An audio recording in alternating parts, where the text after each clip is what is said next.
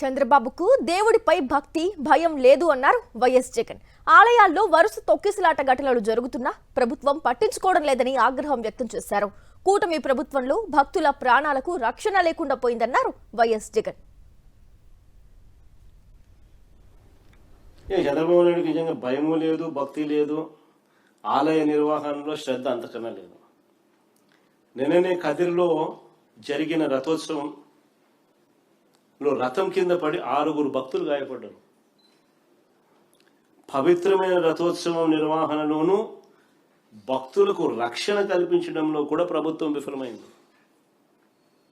వైకుంఠ ఏకాదశి సందర్భంలో తిరుమలలో 6 మరణించినారు. First time Tirupati హిస్టరీలో, తిరుమల తిరుపతి దేవస్థానం హిస్టరీలో ఇది ఫస్ట్ టైం.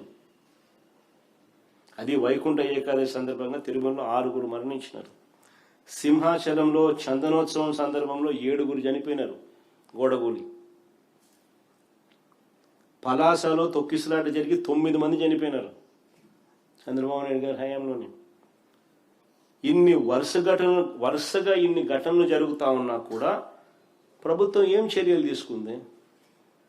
దేవుణ్ణి అడ్డు పెట్టుకుని రాజకీయాలు చేయడం తప్ప వీరికి నిజంగా శ్రద్ధ ఎక్కడుంది?